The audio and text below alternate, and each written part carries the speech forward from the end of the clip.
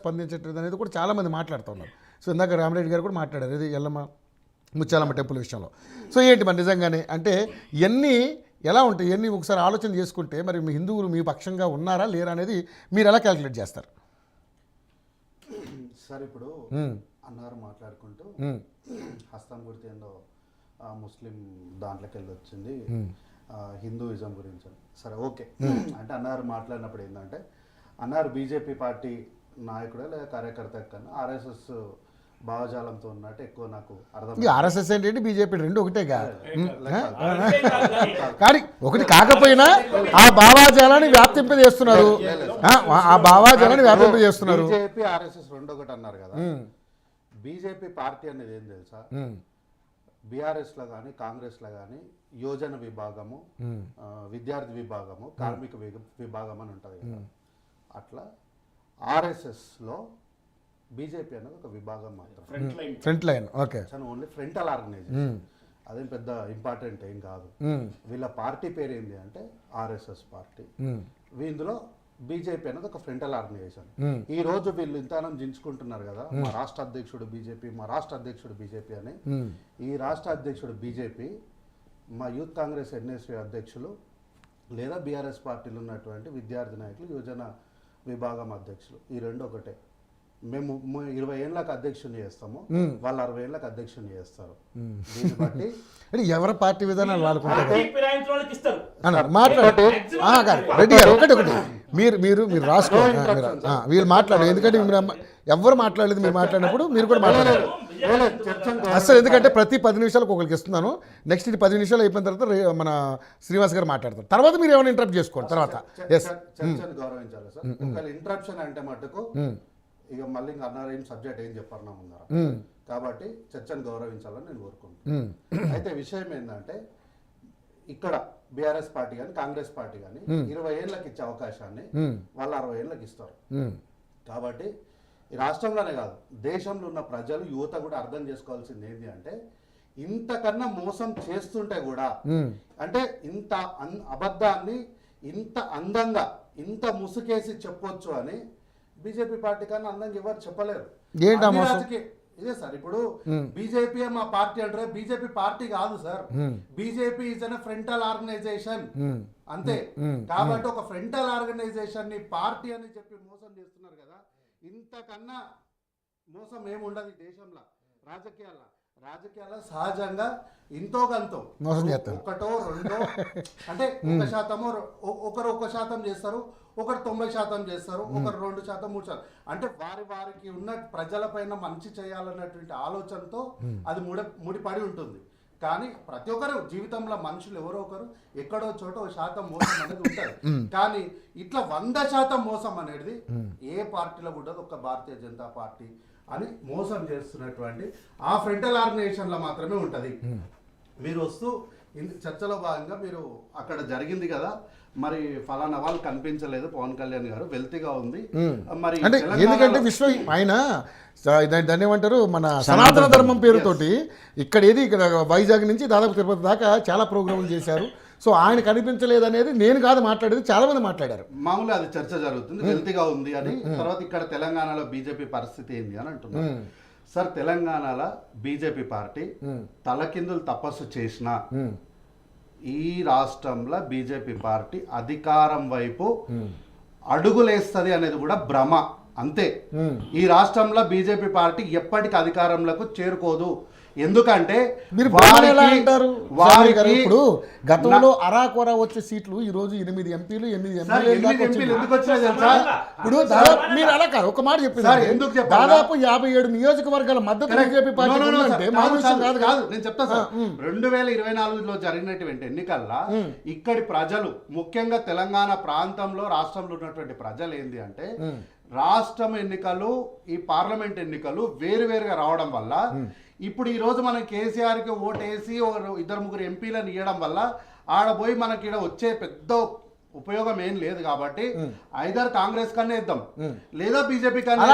మీ ఎంపీలు పెరగాలి కదా, ఎవరు మీ ఎంపీలు పెరగాలి కదా. నేను ఏమంటున్నా, అయితే బీజేపీ కన్నా ఇద్దాం, అయితే కాంగ్రెస్ కన్నా ఇద్దాం అన్నటువంటి ఆలోచనలో భాగంగా కొన్ని నియోజకవర్గాల్లో అంటే చెవేల పార్లమెంట్ ఉంది, మా పార్లమెంట్ ఉంది. మా పార్లమెంట్ లో ప్రజలు ఏంటంటే సందిగ్ధానికి లోన్ అయిపోయారు.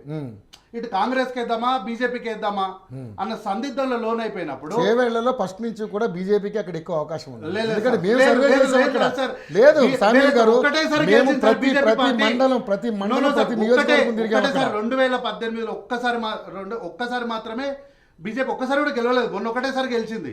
For the first time BJP గెలిచింది. ఎందుకు అంతకుముందు వచ్చింది?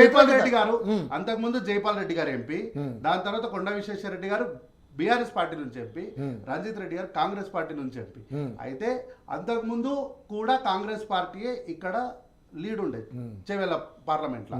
కాబట్టి ఏంది అంటే కొండా విశ్వేశ్వరరెడ్డి గారు రంజిత్ రెడ్డి గారు కాంగ్రెస్ బీఆర్ఎస్ నుంచి మొన్న ఓడిపోయాడు కదా ఆయన.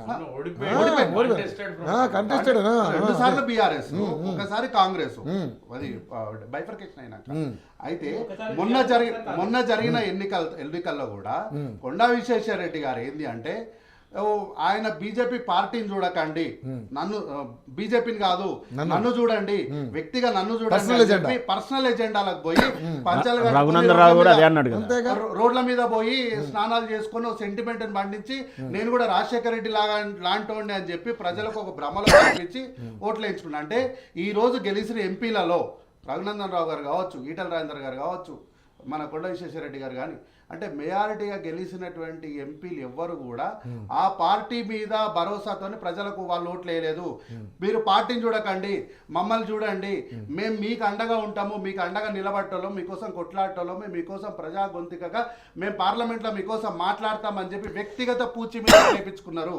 అంతేగాని సార్ మేము కూడా చెప్పినాము, అదే చెప్తున్నా. అంటే చేవేళ్ళ పార్లమెంట్ లో వ్యక్తిగత పూచి ఇచ్చినప్పుడు సరే రంజిత్ రెడ్డి గారి కన్నా సరే పోనీ ఓసారి ఓడిపోయింది కదా విశ్వేశ్వరరెడ్డి గారు, ఒక సింపతి కూడా వర్కౌట్ అయింది.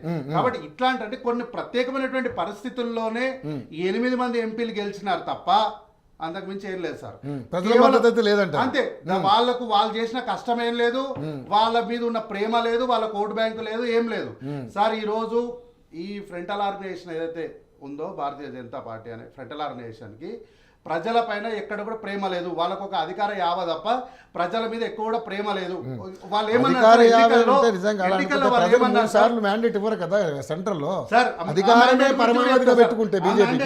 అదే ప్రధానమైన పాయింట్, మ్యాండేట్ అది కూడా చెప్తా. అయితే వీళ్ళు ఈ రోజు ఉండి మేము ప్రజలతోని చాలా మమేకమై పనిచేస్తున్నాము, మా ఓట్ షేర్ పెరుగుతుంది అన్నారు కదా. వీరు ఎన్నికల సమయంలో వీళ్ళ సీఎం అభ్యర్థి ఎవరు సార్? బీసీ క్యాండిడేటే కదా.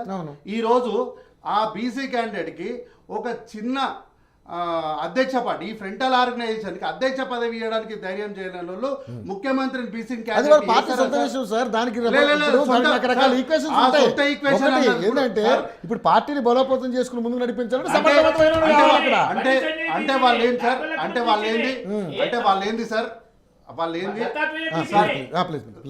వాళ్ళు ఏంది సార్ అంటే బీసీలలో సమర్థమైనటువంటి నాయకత్వం లేదు అని వాళ్ళు చెప్పకుండా చెప్తున్నారు. దత్తాత్రేయ గారు బీసీనే కదా సార్.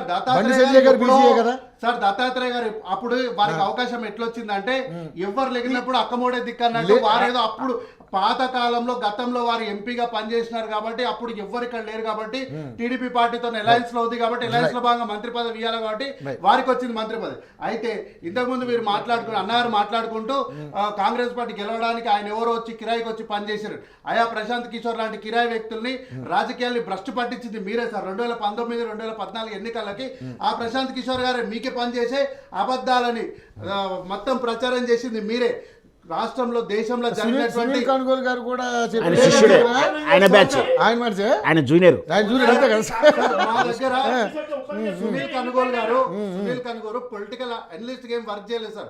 ఓన్లీ క్యాంపెయిన్ కోసం మాత్రమే వర్క్ చేసారు. గెలుపు దిశగా పనిచేశారా లేదా ఆయన చెప్తున్నాడు కదా శిష్యుడే అని. కూడా వేరు వేరు పొలిటికల్ అనలిస్ట్ సార్. నేను ఇంటరప్షన్ మాత్రం అసలు ఒక్క నిమిషం సార్, శ్రీనివాస్ గారు ఒక్కటే నిమిషం. పొలిటికల్ అనలిస్ట్ వేరు, సోషల్ మీడియాని మార్కెట్ చేయడం వేరు. పొలిటికల్ అనలిస్ట్ అంటే ఏం చేయాలి, ఏదేమైనా పార్టీని అధికారంలో తీసుకురావడం వాళ్ళ ఎజెండా. ఏదేమైనప్పటికీ కూడా దాంట్లో ఏముందండి అట్లా ఏ ప్రయత్నాలు చేసేయండి మీకు కానీ ఇట్లాంటి వ్యక్తుల్ని ఈ దేశంలో పరిచయం చేసి ఈ దేశ రాజకీయాల్ని భ్రష్టు పట్టించడానికి మొదటి విత్తనం వేసి పురుడు పోసిందే వీళ్ళు సార్. ఎక్కడో జరిగినటువంటి కొన్ని చిన్న విషయాలను కూడా ప్రశాంత్ కిషోర్ని ఎంటర్టైన్ చేసింది వీళ్ళు కాదు, ఫస్ట్ వైసీపీ వాళ్ళు ఎంటర్టైన్ చేశారు. ఫస్ట్ వాళ్ళే 2014 గుజరాత్, ఫస్ట్ వీళ్ళు 2014 ఆయన హైలైట్ అయ్యాడు 2004 క్షమించారు. ఆయన సొంత ఇమేజ్ మీద గెలుస్తుండే, గెలవనేమో భయంతో ఆయన ఈయన తెచ్చి పెట్టుకున్నాడు. లేకపోతే ఇట్లాంటి చీడ పురుగుల్ని తెచ్చింది వీళ్ళే సార్. రైట్ శ్రీనివాస్ గారు, ఇక వాళ్ళ యొక్క రైట్ శ్రీనివాస్ గారు, ఇక వాళ్ళ పార్టీలు వాళ్ళ అభిప్రాయం వాళ్ళు చెప్పారు. సో ఇక్కడ ఒక మెలిక ఉంది ఏంటంటే బీఆర్ఎస్ బీజేపీ ఒకటే అంటున్న ఈ తరుణంలో తెలంగాణలో ఉన్నటువంటి హిందువుల ఓట్ల శాతం అనేది ఈరోజు ఒక ఎజెండాగా మిగిలిపోయింది. దాన్ని ఎవరికి ఉపయోగపడుతుంది? కేవలం బీజేపీ వాళ్ళే ఓన్లీ హిందువుల ఓట్ల మీద మాట్లాడుతున్నారు, హిందువుల ఓట్ షేరింగ్ గురించి మాట్లాడుతున్నారు, హిందువుల పక్షపాతంగా మాట్లాడుతున్నారు. సో అవన్నీ కూడా రేపొద్దున తెలంగాణలో వాళ్ళ అధికారం దిశగా రావడానికి ఉపయోగపడుతుంది మాట్లాడుతూ ఉన్నారు. అంటే మీరు గతంలో హిందువులతో అంటే మీరు హిందువులు ప్రేమించారు, బాగానే ఉంది, కానీ ఒక ఎంఐఎం అని మీరు పక్కన పెట్టుకున్నారు కాబట్టి మీకు ఆ అప్రతిష్ట మూట కట్టుకున్నారు మీరు. సో ఏంటి ఇప్పుడు ఎలా ఉండబోతున్న పరిస్థితి ఇప్పుడు?